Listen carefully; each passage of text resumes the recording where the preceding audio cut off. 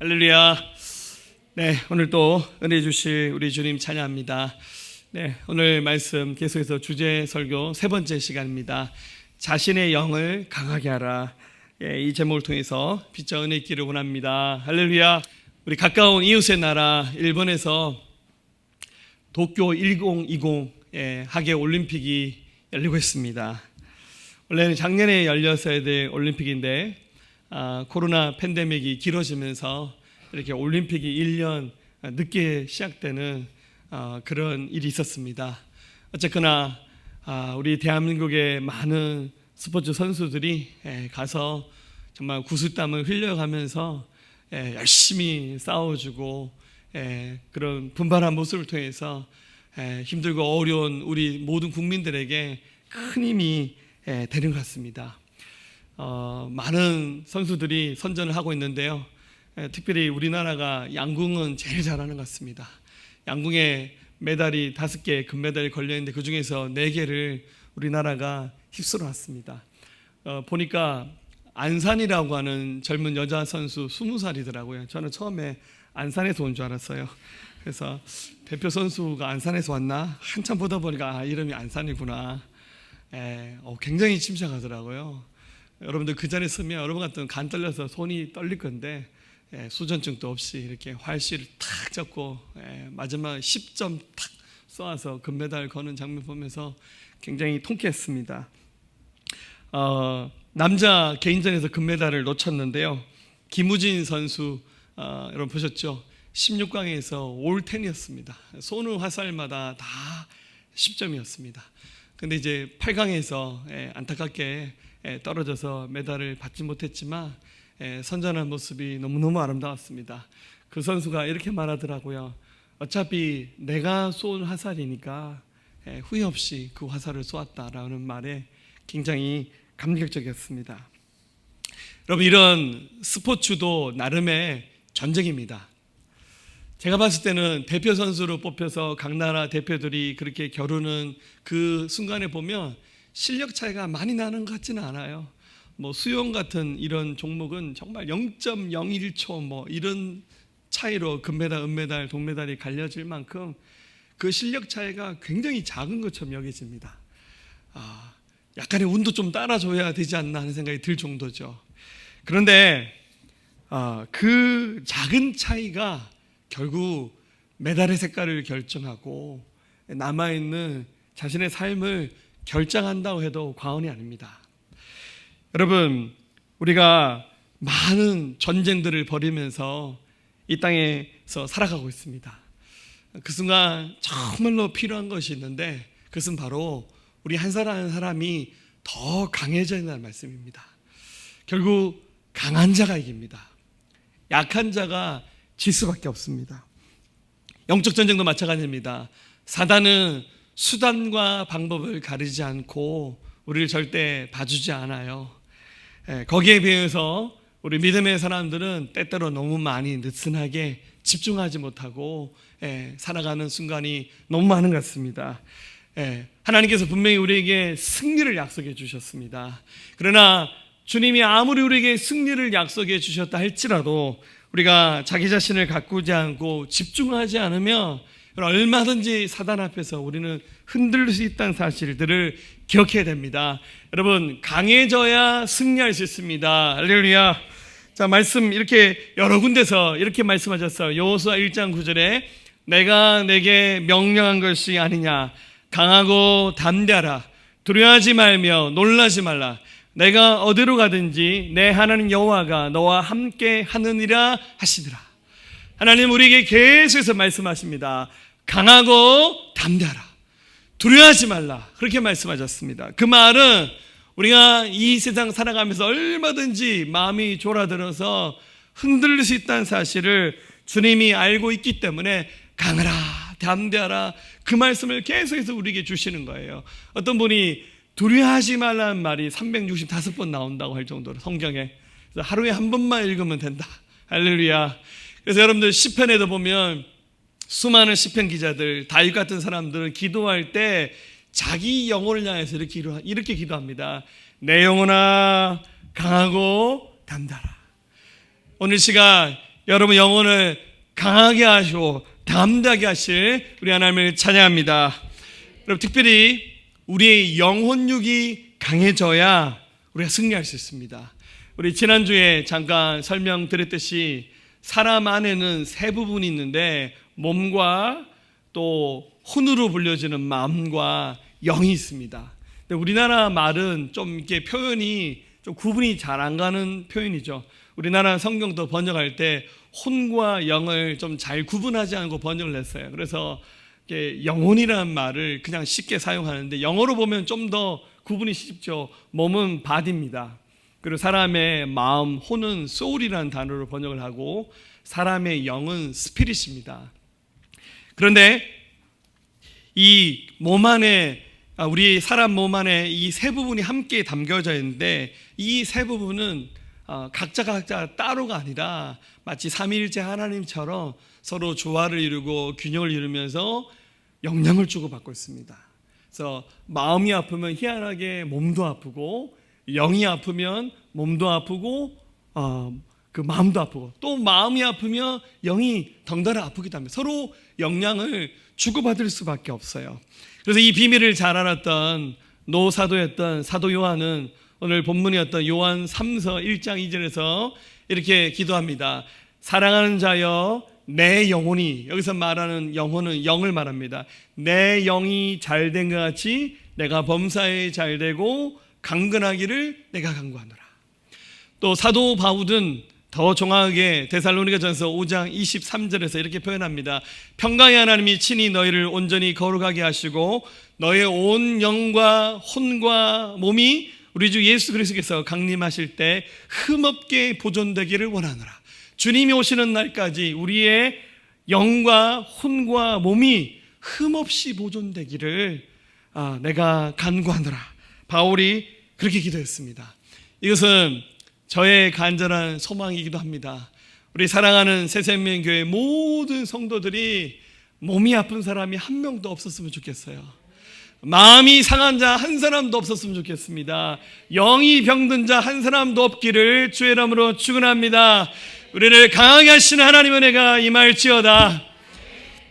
특별히 오늘은 우리의 이 안에 담겨져 있는 영에 관한 얘기를 여러분 함께 나누기를 원합니다. 특별히 여러분들 먼저 영이 하는 일에 대해서, 영이 하는 역할에 대해서 함께 생각해 보기를 원합니다. 여러분 우리 몸 안에 영이 담겨져 있는데 이 영은 눈에 보이지 않습니다. 나만 보이지 않냐면 모든 사람이 보이지 않아요. 그런데 어느 순간 되면 우리 몸 안에 담겨진 영을 어느 정도는 우리가 느낄 수 있어요. 그럼 마음이 느껴지잖아요. 마음이 아프고 불편하면 본인이 느끼잖아요. 내가 마음이 아프구나, 내가 마음이 불편하구나. 그런 것처럼 우리 안에 담겨져 있는 영을 우리는 어느 정도 느낄 수 있게끔 하나님 그렇게 우리를 설계하시고 창조하셨어요. 그런데 기본적으로 안 믿는 사람들은 영이 거의 활동하지 않아요. 정지되어 있는 상태, 거의 죽은 상태로 있습니다. 그래서 우리가 성경에서도 그런 표현이 나오고 우리도 그런 표현을 자주 쓰죠. 불신자들 향해서 영적으로 죽은 자들이다 이렇게 말합니다. 실제로 죽었다는 말이 아니라 거의 죽은 상태로 영이 활동하지 않는다는 의미죠. 그런데 예수님을 믿게 되는 순간 하나님의 영이신 성령님이 우리 안에 들어오셔요.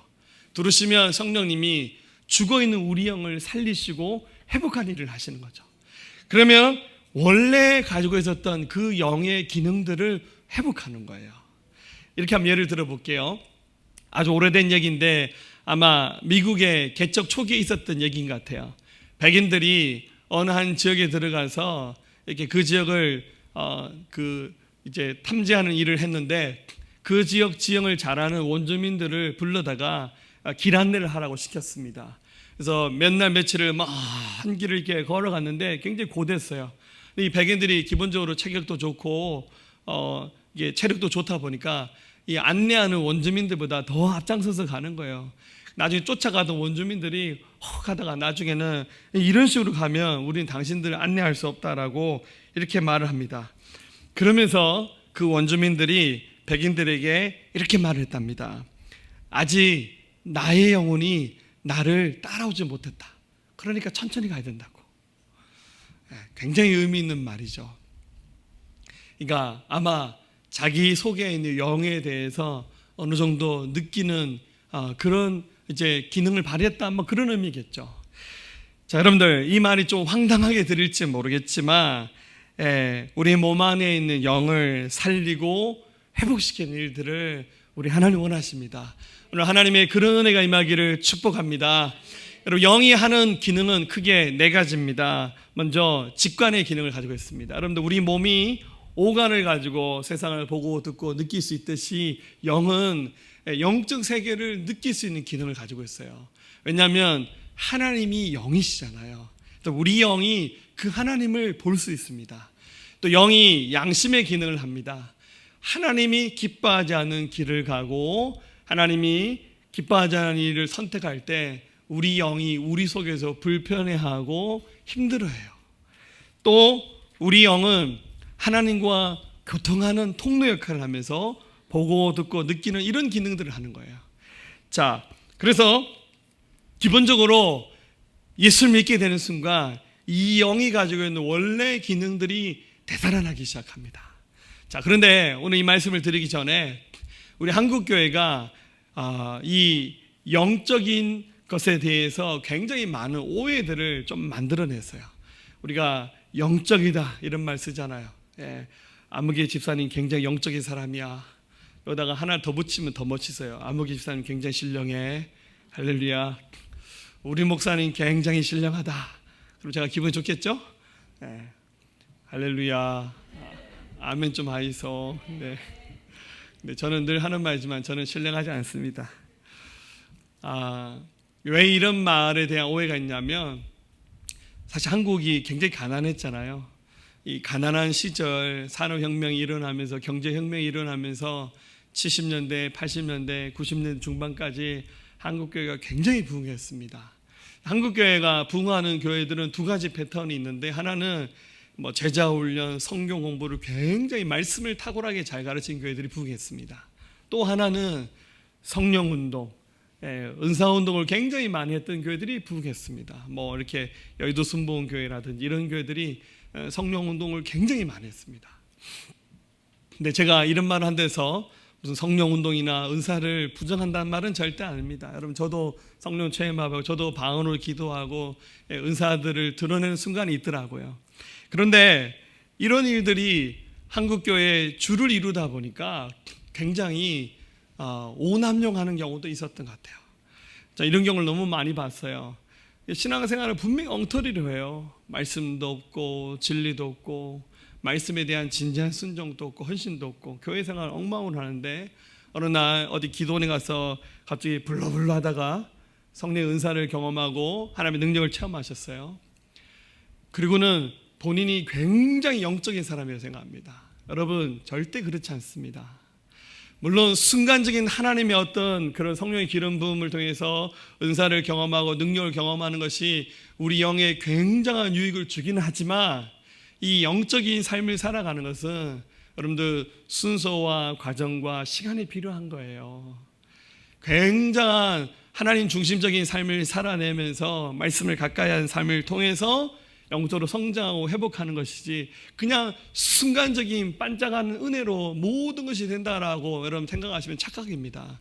그래서 이 영적이란 말 안에는 굉장히 우리 인내가 필요하고 이 속엔 굉장한 균형이 잡혀져야 그 사람이 정말 영적인 사람인 겁니다. 특별히 이 시간 여러분 나누고 싶은 말은 우리 영이 성장해야 되고 회복해야 된다는 말씀 여러분과 함께 나누기로 원합니다. 첫 번째는 우리 영이 성장해야 됩니다. 자, 여러분들 사람의 몸이 날 때는 요만하게 태어났잖아요. 그죠? 그런데 시간이 지나면 나이가 들면 들수록 사람의 몸은 이렇게 커갑니다. 저희 집에도 애가 둘인데 한 애는 태어날 때 3kg 조금 넘게 태어나고 둘째는 3.67 이렇게 태어났어요. 좀 크게 태어났죠. 태어났을 때 요만했어요. 뭐 다 그렇겠지만 이거 어떻게 알아야 되나? 잠만 안 하면 애가 부러질 것 같아요. 근데 어느 날 애들이 훌쩍 커버렸어요. 요즘에 저희 둘째랑 맨날 저희 거실에 전신 거울이 있는데 키재기를 자주 합니다. 옛날에 요만했었는데 요즘에는 저와 지금 키 차이가 거의 얼마 나지 않아요. 굉장히 기분이 나빠요. 할렐루야.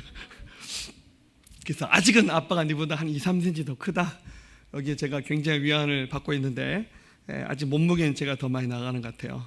우리 아들이 폭풍 다이어트 하고 난 다음에 근데 이렇게 몸이 커가는 거 그것은 굉장히 자연스러운 현상입니다.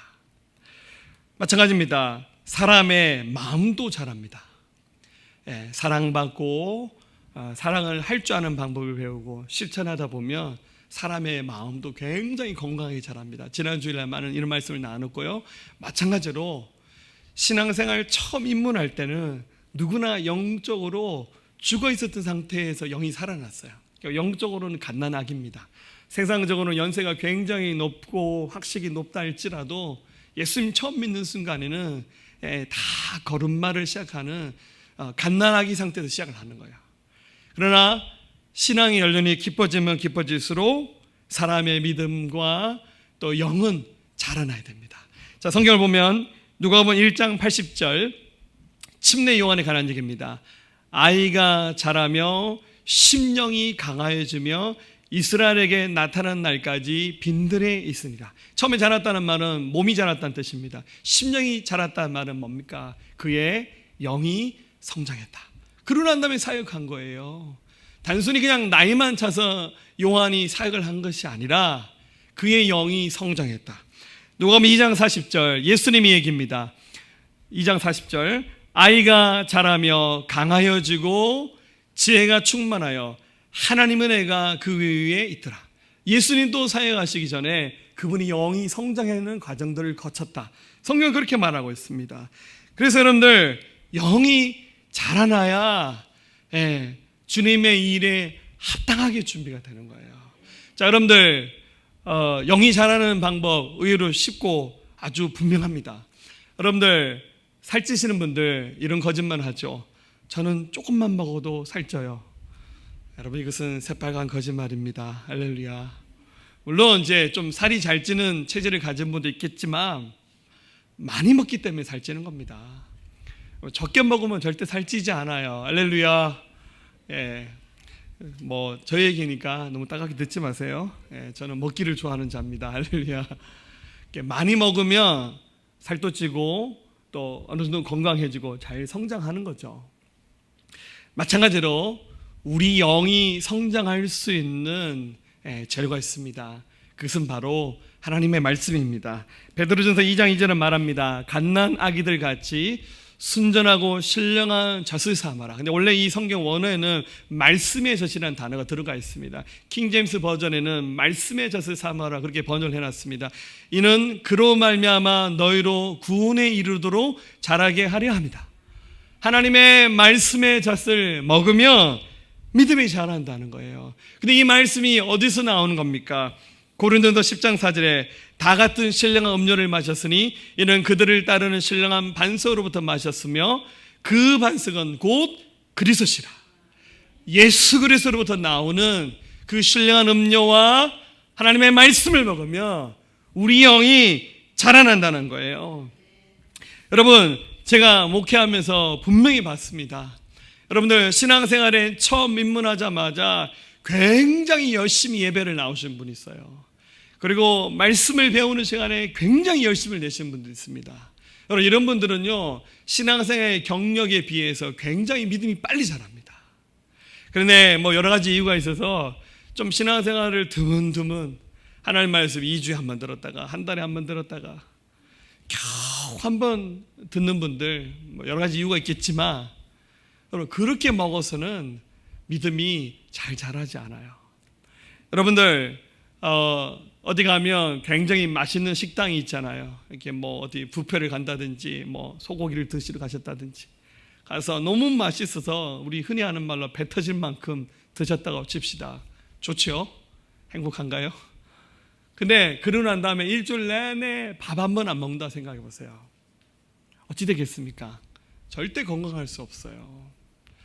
차라리 밥 한 그릇에 마른 반찬 몇 개를 할지라도 꾸준히 꼬박꼬박 먹는 사람이 훨씬 더 건강한 거예요. 할렐루야. 근데 때로는 하나님의 말씀이 굉장히 불편하고 힘들고 좀 딱딱하고 제가 되게 유머러스하진 않거든요. 좀 힘들 때도 있어요.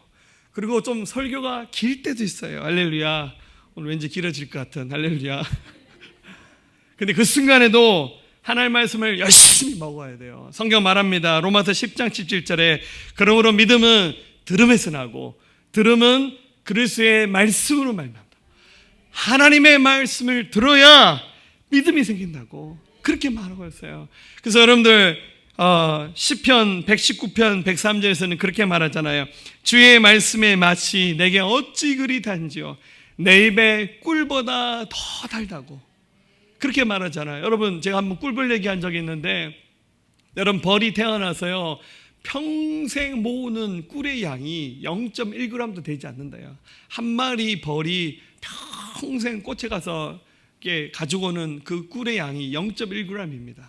여러분들 1g의 꿀을 모으기 위해서 여러분들 1g이면 진짜 눈에 보이지도 않아요. 수십 마리의 벌이 적어도 찾아다니는 꽃봉오리 숫자만 45,000개가 넘고 날아다닌 거리가 9만 킬로가 넘는다는 거예요. 꿀 1g. 벌은 또 얼마나 그 탁월한 능력을 가졌냐면 그 좋지 못한 토양에서 나오는 꽃의 꿀은 절대 따지 않는답니다. 특히 비료를 많이 뿌리고 오염된 데서 자라는 꽃의 꿀은 절대 가져가지 않는데요. 최고 퀄리티의 꿀을 모아서 우리에게 나오는 겁니다. 방금 읽었던 말씀에 그렇게 말씀하잖아요.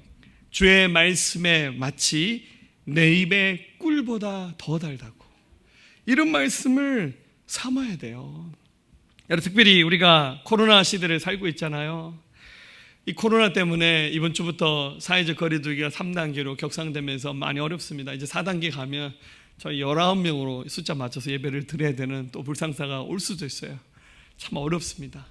그런데 제가 여러분들 방역 수칙을 무시하고 대충 하자는 말은 절대 안 합니다.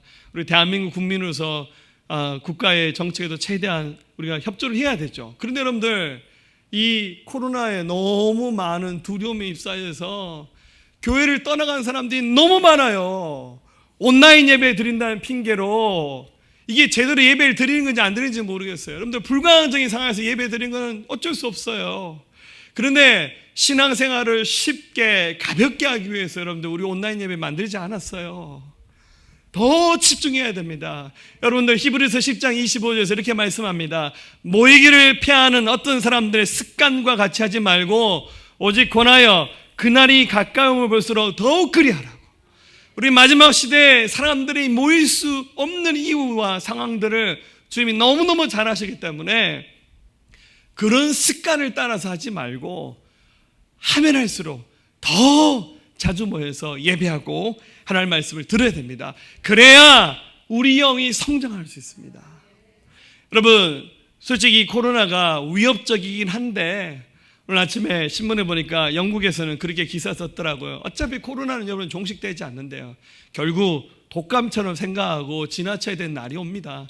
여러분 영국에서만 1년에 독감으로 돌아가신 분이 2만 명이 넘는데요. 그러니까 2만 명 죽는 것을 아무것도 아닌 것처럼 여기자 그런 말은 아니고요. 결국 코로나를 여러분들 우리 독감처럼 여기면서 그렇게 일상생활 속에서 위드 코로나 시대를 그렇게 살아야 될 날이 옵니다. 여러분들 너무 지나치게 두려워서 이것 때문에 하나님 앞에 서는 일들이 중단되지 않아야 됩니다. 오히려 계시록에 보면 마지막 시대에 일어날 재앙들은 이와 비교할 수 없어요. 최근에 저희가 요한계시록 성경 공부를 하고 있는데요. 저도 이 계시록 성경 공부를 처음 가르칩니다. 이 계시록 말씀을 보면서요. 마지막 시대에 일어날 그 재앙과 심판들은 우리를 두렵게 만듭니다. 제가 한번 말씀들을 몇 군데 찾아봤는데요. 여러분 계시록에 보면 7인을 떼는 두루마리 말씀이 나오고 그리고 7 천사가 나팔을 부는 재앙 그리고 7 대접이 엎어지는 재앙에 관한 말씀들이 나오는데 계시록 6장 7절에 넷째 인을 떼실 때 이게 7인을 떼는 순서 가운데 네 번째입니다. 내가 넷째 생물의 음성을 들으니 천사를 말합니다. 말하되 오라 하기로 내가 보매 청황색 말이 나오는데 그 탄 자 이름은 사망이니 음부가 그 뒤를 따르더라. 그들이 땅 4분의 1의 권세를 얻어 검과 흉년과 사망과 땅의 짐승들로서 죽이더라. 여러분이 청황색이라는 말은 이게 좀 끔찍한 말이지만 죽은 시체의 색깔이 청황색입니다. 그 말의 탄 자 이름이 사망, 그 뒤에는 음부, 이 천사를 말합니다. 따라 나오는데 땅 4분의 1의 권세를 얻어서 굉장한 심판이 일어납니다. 8장 10절에 셋째 천사가 나팔을 부니 횃불같이 타는 큰 별이 하늘에서 떨어져 강들의 3분의 1과 여러 물샘에 떨어지니 이 별 이름은 쓴쑥이라. 물의 3분의 1이 쓴쑥이 되매 그 물이 쓴물이 되므로 많은 사람들이 죽도다. 그러니까 아마 이 땅에 자연이 파괴되는 심판이 임할 것에 대한 얘기가 나오고요. 9장 14절에 나팔가지 여섯째 천사가 말하기를 큰 강 유브라데에 결박한 내 천사를 놓아주라 하매 내 천사가 놓였으니 그들은 그 년 월 일시에 이르러 사람 3분의 1을 죽이기로 준비된 자들이더라. 이 세 재앙 곧 자기 입에서 나오는 불과 연기와 유황으로 말미암아 사람 3분의 1이 죽임을 당하니라. 이게 구체적인 어떤 그런 과정을 통해서 일어난 사건인지 명확히 알 수는 없지만 이 지상에 있는 사람 3분의 1이 전염병, 전쟁, 재난에 의해서 순식간에 목숨을 잃어버린다는 것에 관한 예언의 말씀입니다. 더 끔찍이 말하면 여기 있는 분 3분의 1은 돌아가신다 그 뜻이에요. 연세가 들어서 돌아가신다는 말이 아니라 마지막 시대 때 이런 재앙이 일어날 것에 대해서 성경은 예언하고 있어요. 그 순간이 되면 제 생각에는 이 지상에 있는 모든 교회들이 문을 닫고 이렇게 대면 오프라인 예배를 드린 것이 거의 불가능해질 것 같아요. 인터넷도 다 끊길 거예요. 집에서 335 가족끼리 예배 드리는 것이 다인 정도, 땅굴 속에 들어가든지 산에 올라가든지 거기서 은둔 생활하면서 신앙생활을 해야 될 날이 올 수도 있어요. 물론 이런 일들이 우리 생애 안에 일어나지 않았으면 좋겠지만 이것은 하나님의 섭리와 계획 속에 일어나게 될 인류에게 펼쳐질 대역사의 한 장면입니다. 그러나 우리는 절대로 두려워할 필요 없습니다. 주님이 승리를 주실 겁니다. 그 순간을 위해서라도 우리 영이 계속 성장해 나가야 됩니다. 여러분, 이 성장은 하나님의 말씀, 성령님의 도우심으로 일어납니다. 여러분, 더 하나님 말씀을 가까이 하고 예배가 회복되는 해가 있기를 주의 이름으로 축원합니다. 두 번째로 우리의 상한 영이 회복되어야 됩니다. 여러분, 우리의 몸이 어디가 아프면 그 아픈 부분으로 인해서 우리 삶이 뒤틀어질 수밖에 없어요. 마찬가지로 여러 가지 이유로 인해서 영이 상한 상태로 병들어 있는 상태로 계신 분들이 있어요. 근데 여러분들, 몸이 아픈 것은 표시가 금방 나잖아요. 아이고, 저분 어디 불편하시구나, 힘드시구나, 금방 알아차리잖아요. 마음이 아픈 것도 좀 이렇게 관찰력 있게 보면 저 사람 마음이 힘들어서 저렇게 말하는 거야. 우리 아버지가 마음이 힘들어서 저렇게 얘기하는가 보다. 이게 어느 정도 우리가 눈치껏 그 사람의 마음의 상함을 알아차리잖아요. 마찬가지로 사람의 영이 병들어 있는 경우도 있어요. 이유가 여럿이 있겠죠. 근데 여러분들, 영이 병들어 있으면 어떻게 되겠습니까? 그 영이 하는 원래 기능이 뭡니까? 하나님과 교통하는 거잖아요. 그 기능을 못하는 거예요.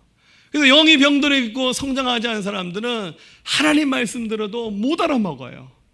이 바깥에서는 그렇게 어려운 방정식을 다 이해하는데 하나님 말씀은 유독 이해를 못해요. 그리고 이렇게 얘기합니다. 하나님 말씀 너무 어렵다고.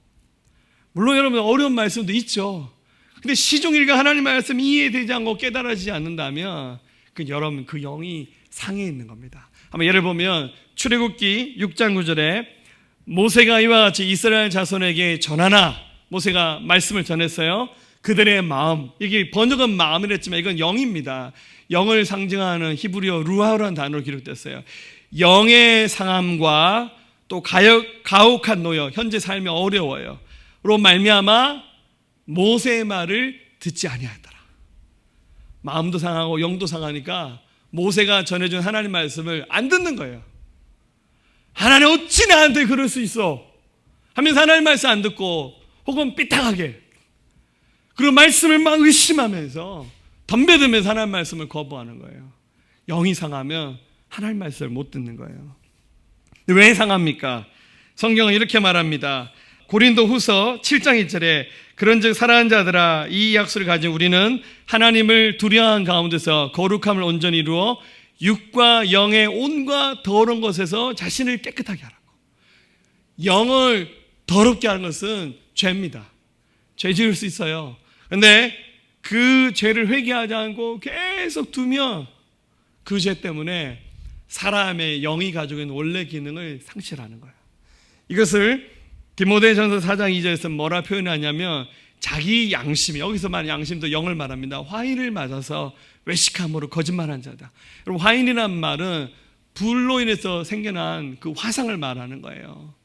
예, 여러분, 화상을 입은 피부가 나중에 다 나아도 여기는요 감각이 없어요. 감각이 없어지거나 무뎌집니다.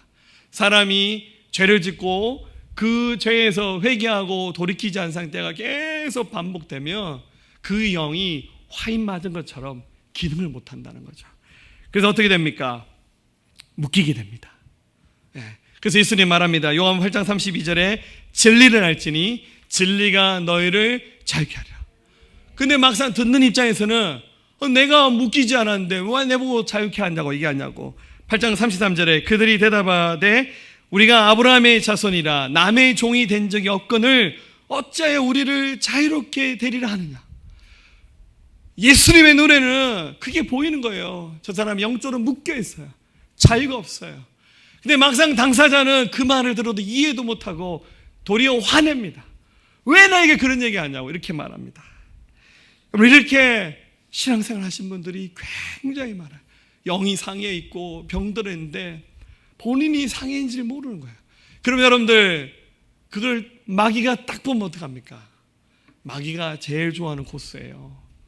영이 상해 있고 병들어 있는데 하나님 말씀 가까이 하지 않고 예배가 없어요. 그의 삶에 성령님의 나타남이 없어요. 그러면 그런 인생 갖고 노는 것은 마귀 입장에서는 식은 죽 먹게요.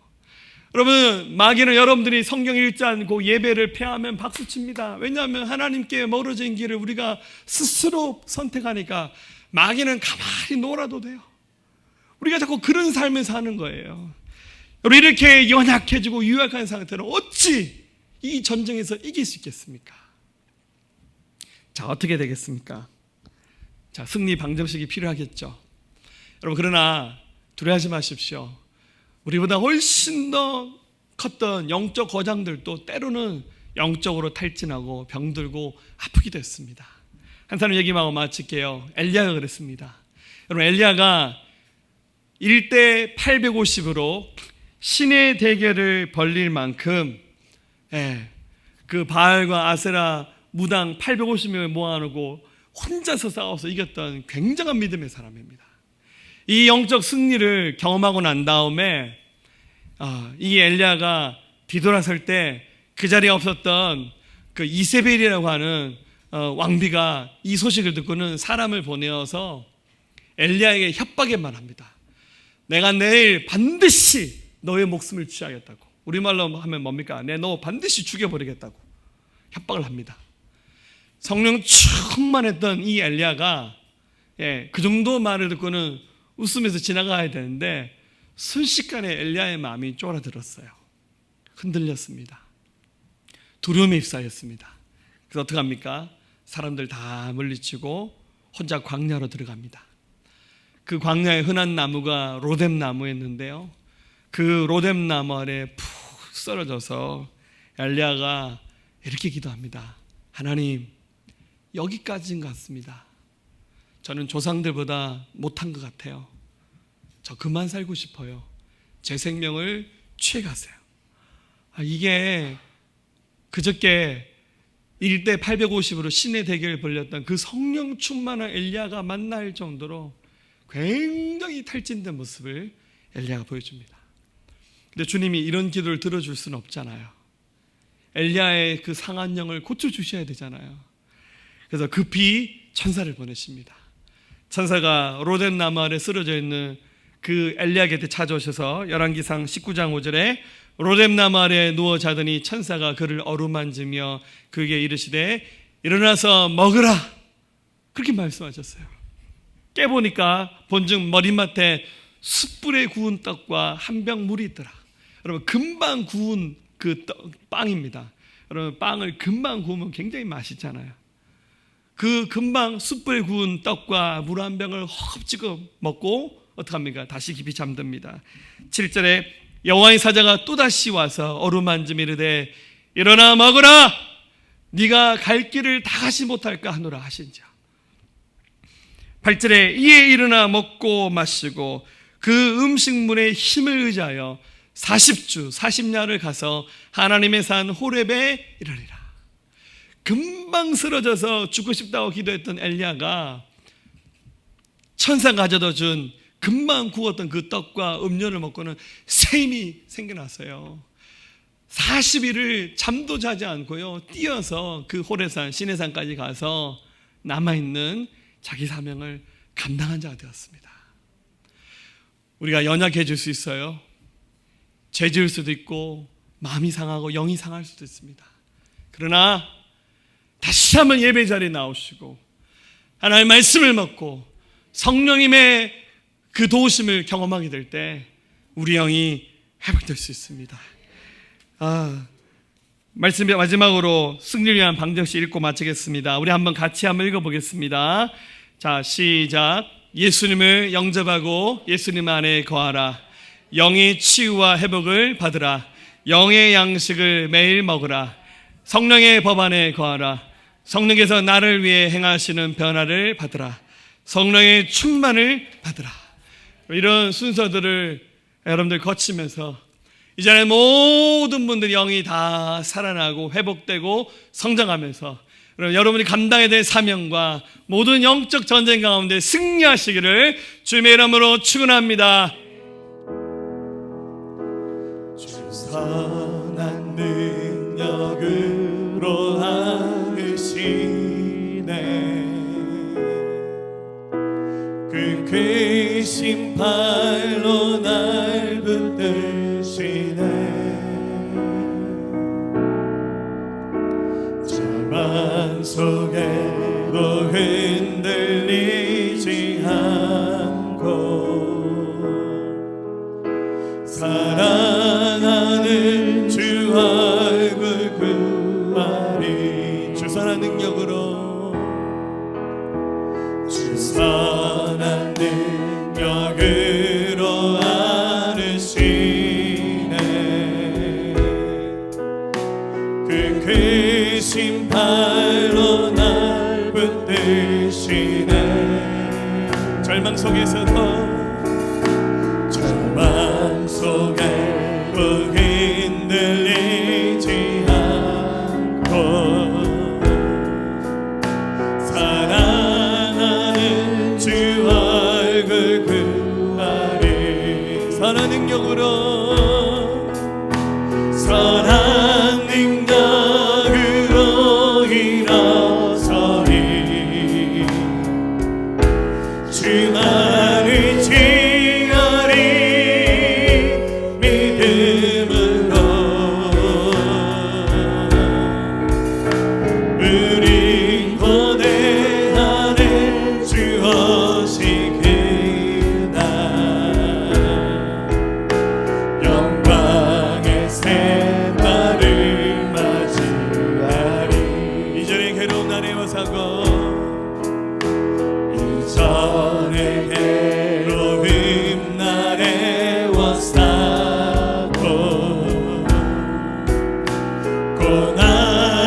길을 걷는다 해도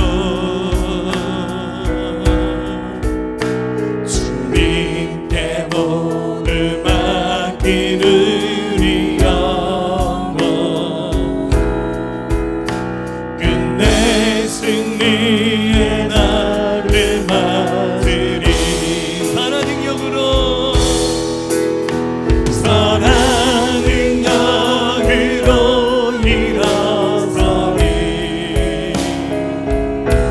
주만을 지으리 믿음으로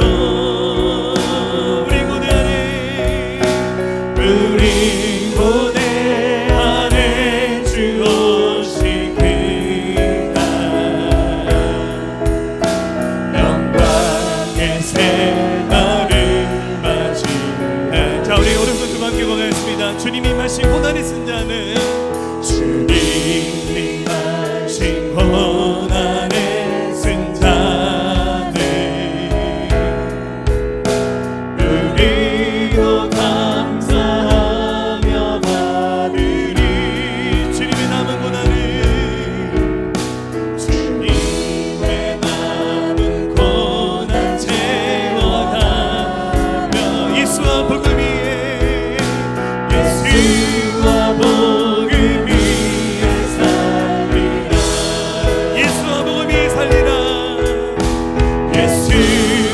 복음 위에 살리 예수와 복음 위에 살리라.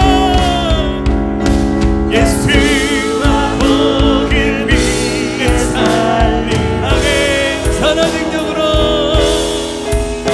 선한 능력으로 일어서리 주만을 지나리 믿음으로 우리 고대 안에 주 것이 그날 영광의 새날을 맞이 선한 능력으로 선한 능력으로 일어서리 주님 주만을 지으리 믿음으로 우리 고대 안에 주 오신 그날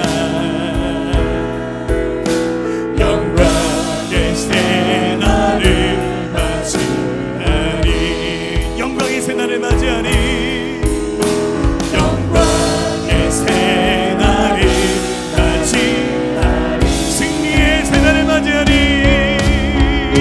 승리의 새날을 맞이하리 아멘. 하나님 감사합니다. 우리가 비록 약하지만 주님은 강하십니다. 하나님 이 시간에 우리 육체의 질병이든 마음의 상함이든 우리 영의 상함이든 주의 시간에 성령으로 임하셔서 우리를 고치시고 회복시켜 주시옵소서. 예수 그리스도의 명합니다. 상한 영들 고쳐질지어다. 모든 죄의 권세는 떠나갈지어다. 우리를 정죄하는 어둠의 권세는 추방될지어다.